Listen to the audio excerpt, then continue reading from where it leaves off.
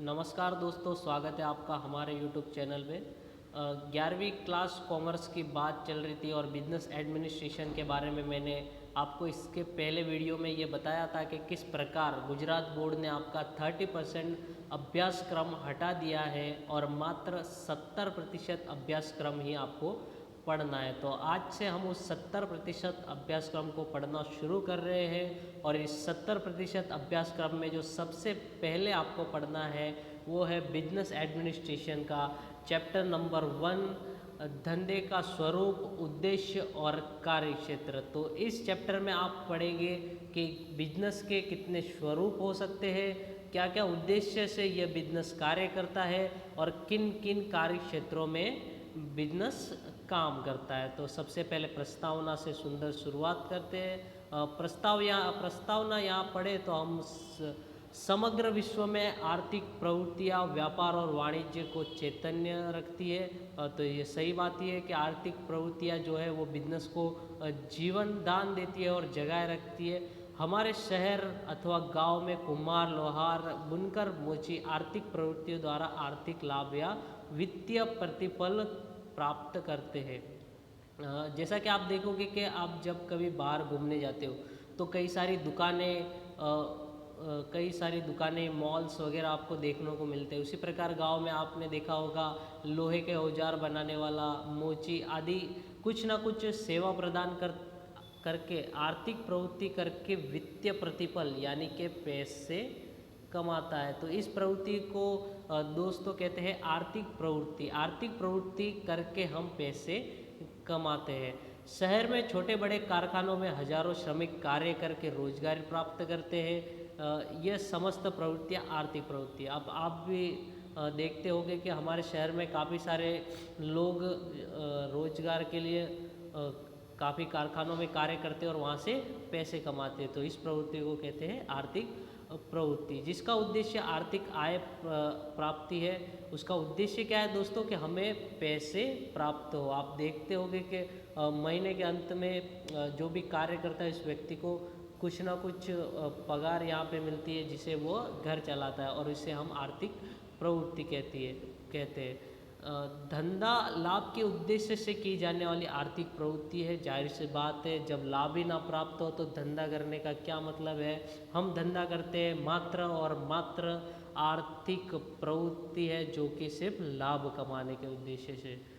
धंधे के अतिरिक्त व्यवसाय और रोजगार भी है। आर्थिक प्रवृत्ति के प्रकार है, मात्र धंधा ही नहीं, इसके अतिरिक्त व्यवसाय और रोजगार यानी कहीं पे काम करना या स्वयं के हुनर का उपयोग करके लोगों को सेवा देना, यह भी एक आर्थिक प्रवृत्ति है। मानवीय आवश्यकताओं में निरंतर वृद्धि होती जाती है। जाहिर सी बात है, आज अगर हमने कोई चीज़ देखी तो हमें वो खरीदने की जिज्ञासा उत्पन्न होती है और धीरे धीरे हमारी मांग बढ़ते ही जाती है।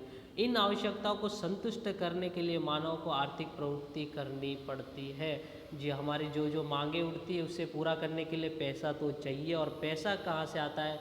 जब हम आर्थिक प्रवृत्ति करते हैं तब हमारे पास आता है पैसा, और इस पैसे से हम हमारी ज़रूरियात पूरी करते हैं।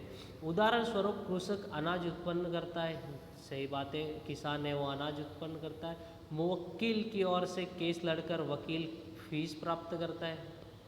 जो वकील होता है वो अपने क्लाइंट की ओर से केस लड़ता है और क्लाइंट उसको कुछ ना कुछ पैसा देता है। श्रमिक कारखाने में कार्य करके वेतन प्राप्त करता है, सही बात है, जो श्रमिक होता है वो कारखाने में कार्य करता है और उसके बदले में उसे वेतन मिलता है। इन समस्त प्रवृत्तियों के उद्देश्य वित्तीय प्रतिफल प्राप्त करना होता है। इस प्रवृत्तियों को आर्थिक प्रवृत्ति कहते हैं। अब देखा जाए तो वकील जब अपने मुवक्किल से पैसे लेता है, या किसान अनाज उगाकर बेचता है, या कोई श्रमिक कारखाने में कार्य करता है, तो इन सारी प्रवृत्तियों में उन्हें पैसा प्राप्त होता है। और जहाँ पैसा प्राप्त होता है तो वो सारी की सारी प्रवृत्ति कौन सी हो जाती है मेरे दोस्त?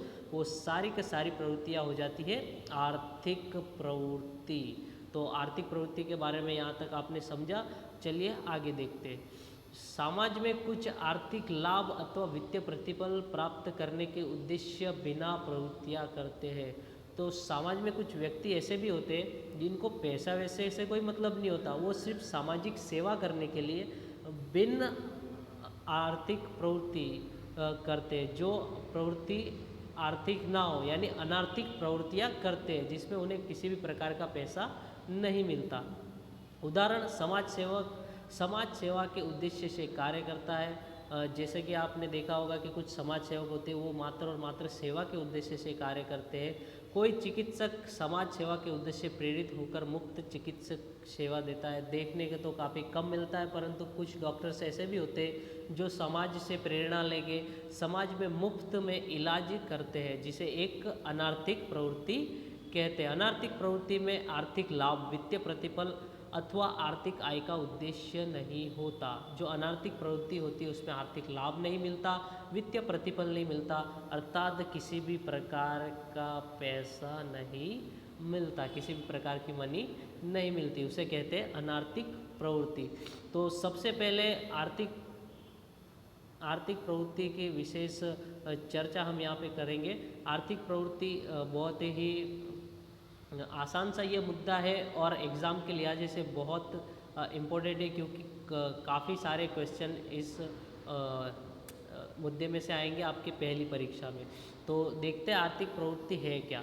आर्थिक प्रवृत्ति की परिभाषा की बात करें तो आर्थिक लाभ या वित्तीय प्रतिफल प्राप्त करने के उद्देश्य से की जाने वाली प्रवृत्ति अर्थात आर्थिक प्रवृत्ति। जब कोई व्यक्ति पैसा कमाने के लिए कोई काम करता है, जब कोई व्यक्ति पैसा कमाने के लिए कोई काम करता है तो उस काम को हम आर्थिक प्रवृत्ति कहेंगे। आर्थिक अर्थात पैसा, प्रवृत्ति अर्थात काम। जब कोई व्यक्ति पैसा कमाने के लिए काम करता है तो उसे कौन सी प्रवृत्ति कहेंगे दोस्तों? आर्थिक प्रवृत्ति। परंतु इसको बीए की भाषा में कहेंगे आर्थिक लाभ या वित्तीय प्रतिफल प्राप्त करने के उद्देश्य से की जाने वाली प्रवृत्ति अर्थात आर्थिक प्रवृत्ति। जीवन व्यापन करने के लिए मानव को आर्थिक प्रवृत्ति करनी पड़ती है। जाहिर सी बात है, ऊपर भी हमने बात की कि अगर जीवन बिताना है तो आपको पैसे तो चाहिए और पैसे कमाना है तो आपको आर्थिक प्रवृत्ति करनी पड़ेगी, जिससे धन प्राप्त करके मानव अपनी आवश्यकताएं संतुष्ट कर सकता है। हाँ जी, जब आपके पास पैसा हो तो आपकी आवश्यकताएं भी पूरी होती है। जब जेब में धन का राज हो तो आपकी आवश्यकताएं पूरी होती है, पर जब तक आप आर्थिक प्रवृत्तियां नहीं करेंगे तब तक आपके पास पैसा नहीं आएगा। इसलिए सभी आर्थिक आवश्यकताओं को फलदायक प्रवृत्तियां कहा जाता है।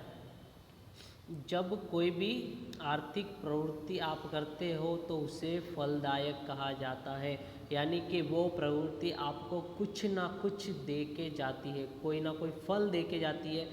फल से यहाँ मतलब है रिजल्ट, यानी पैसा दे के जाती है, तो उसे फलदायक प्रवृत्ति कहा जाता है। सवाल आपको वन लाइनर में ऐसा पूछा जा सकता है कि फलदायक प्रवृत्ति निम्न में से कौन सी है, तो आप कहोगे कि आर्थिक प्रवृत्ति फलदायक प्रवृत्ति है।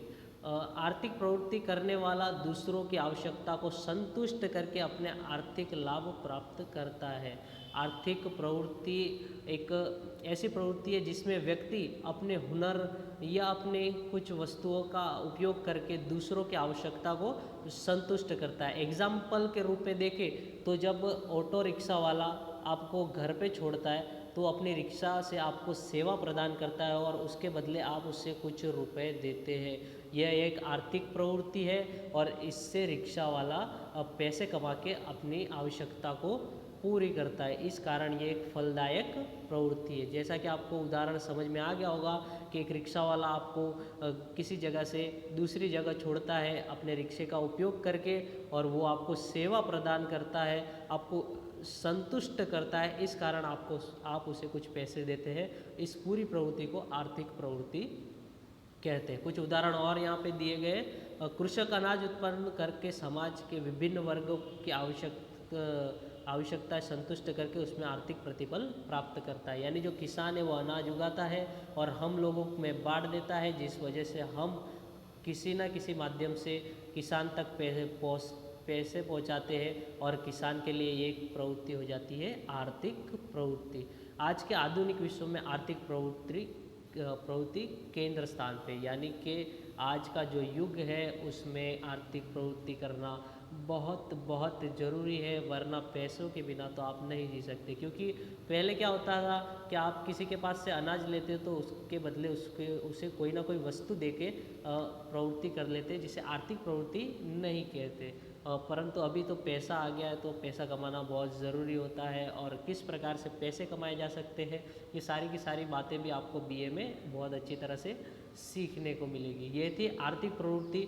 और यहाँ पे हमारे लाला ललिया राम है जो आर्थिक प्रवृत्ति कर रहे हैं। इस प्रकार से पैसे कमाने के उद्देश्य से किए जाने वाला काम वो होता है आर्थिक प्रवृत्ति। समझ में आया मित्रों?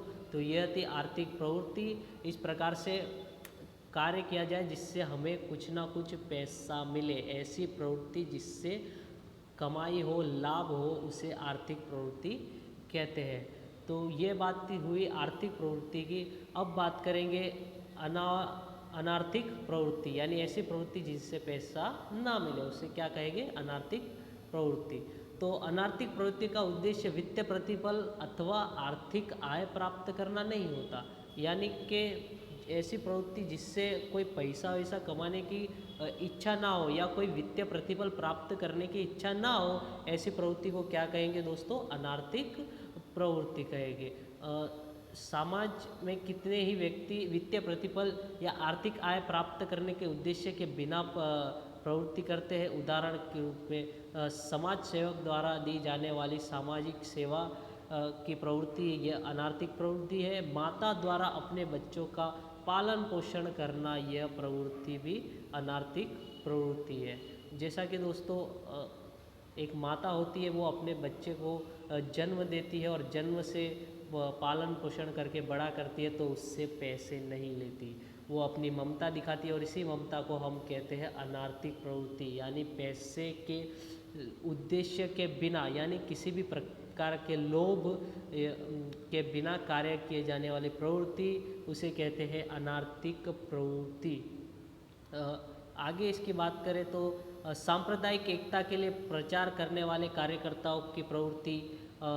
कुछ कार्यकर्ता ऐसे होते हैं जो एकता के लिए काम करते हैं और गली गली जाके प्रचार भी करते हैं कि एक रहो, हिंदू मुस्लिम हम एक है। इस प्रकार की प्रवृत्तियाँ भी अनार्थिक प्रवृत्ति है। भूकंप और सुनामी जैसी प्राकृतिक आपदाओं के समय पीड़ितों को राहत शिविर में सेवा देने वाले कार्यकर्ताओं की प्रवृत्ति आदि को अनार्थिक प्रवृत्ति कहते हैं। जब कभी हमारे शहर में भूकंप या सुनामी या किसी भी प्रकार का कोई आपदा, अभी हाल ही में कोरोना वायरस आप जैसा कि देख रहे हो चल रहा है, कोरोना वायरस के चलते काफ़ी सारी संस्थाएं जो है लोगों की मदद कर रही है और एक भी रुपया किसी से लिया नहीं जा रहा है। ऐसी प्रवृत्तियों को कहते हैं अनार्थिक प्रवृत्ति। इसके लिए प्रेरक बल देश सेवा, सामाजिक सेवा, लगाव, प्रेम अथवा मानव के जीवन में होने वाला परिवर्तन होता है। यानी कि जो अनार्थिक प्रवृत्ति होती है वह देश सेवा के उद्देश्य से होती है कि हम अपने देश की सेवा करेंगे, हमारे लिए पैसा बड़ा नहीं है। समाज सेवा के उद्देश्य से होती है कि हम अपने समाज की सेवा करेंगे, हमारे लिए पैसा बड़ा नहीं है। लगाव या प्रेम की वजह से हो सकती है, एक माता का अपने पुत्र के प्रति प्रेम, ये अनार्थिक प्रवृत्ति है। मानव के जीवन में होने वाले परिवर्तन के कारण कोई कोई व्यक्ति ऐसा होता है जिसके जीवन में कोई ऐसी घटना घट जाती है जिसकी वजह से वह मोह छोड़ के समाज सेवा का रास्ता अपना लेता है। बात की जाए इन दोनों प्रवृत्ति के बीच के अंतर की, तो मोस्ट इम्पोर्टेंट है, यह 100% प्रथम एग्जाम में पूछे जाने वाला सवाल है। अंतर का आधार यहाँ पे सर्वप्रथम उद्देश्य, आर्थिक प्रवृत्ति का क्या उद्देश्य है और अनार्थिक प्रवृत्ति करने का क्या उद्देश्य है। तो सबसे पहले आर्थिक प्रवृत्ति की बात करें तो आर्थिक प्रवृत्ति जो, जैसा कि आपको पता है, लाभ प्राप्त करने के उद्देश्य से होती है और अनार्थिक प्रवृत्ति समाज सेवा, मानव सेवा, देश सेवा के उद्देश्य से होती है। अब आर्थिक प्रवृत्ति से हम क्या अपेक्षा रखते हैं और अनार्थिक प्रवृत्ति से हम क्या अपेक्षा रखते हैं, इसकी चर्चा हम करते हैं। चलिए मुद्दे पे वापस आते हैं। अंतर की बात हम कर रहे थे और दोनों से हम क्या अपेक्षा रखते हैं, आर्थिक प्रवृत्ति से हम क्या अपेक्षा रखते हैं और अनार्थिक प्रवृत्ति से हम क्या अपेक्षा रखते हैं इसकी बात करें तो सबसे पहले आर्थिक प्रवृत्ति जब हम करते हैं तो हमारे मन में अपेक्षा होती है कि हमें इसमें से कुछ ना कुछ लाभ मिल जाए, कुछ ना कुछ वेतन मिल जाए, या कुछ ना कुछ फीस मिल जाए, या कुछ ना कुछ महत्तम संपत्ति का सर्जन हो। ऐसे ऐसे उद्देश्य से हम आर्थिक प्रवृत्ति करते हैं, यानी पैसों के लालच में तो नहीं, परंतु पैसा प्राप्त करने के लिए हम आर्थिक प्रवृत्तियाँ करते हैं। और अनार्थिक प्रवृत्तियाँ देश सेवा समाज सेवा की अपेक्षा से होती है, किसी के सेवा करने के भाव से अनार्थिक प्रवृत्ति होती है। इसके प्रकार की बात की जाए तो आर्थिक प्रवृत्ति के प्रकार है, धंधा हम कर सकते हैं, व्यवसाय कर सकते हैं यहाँ पे, या फिर कहीं पे नौकरी कर सकते हैं। और जहाँ तक अनार्थिक प्रवृत्ति के प्रकार की बात है तो इसका कोई प्रकार नहीं है, बस मन में सेवा का भाव होना चाहिए। चलिए जोखिम और अनिश्चितताओं की यहाँ बात करें तो आर्थिक प्रवृत्ति में काफ़ी जोखिम और अनिश्चितताएं होती है, जबकि अनार्थिक प्रवृत्ति में कोई भी जोखिम नहीं होता। तो ये थी बात अनार्थिक और आर्थिक प्रवृत्ति के मध्य में। अब हम आपको अनार्थिक प्रवृत्ति का एक उदाहरण दिखाते हैं। जैसा कि आपने देखा कोरोना काल में काफ़ी सारी संस्थाएं सेवा करके आपके घर घर राशन पहुंचा रही थी, खाना पहुंचा रही थी, गरीबों के लिए काफ़ी कार्य कर रही थी। ये सारी की सारी प्रक्रिया अनार्थिक प्रक्रिया है, यानी लाभ का उद्देश्य इनके मन में नहीं था।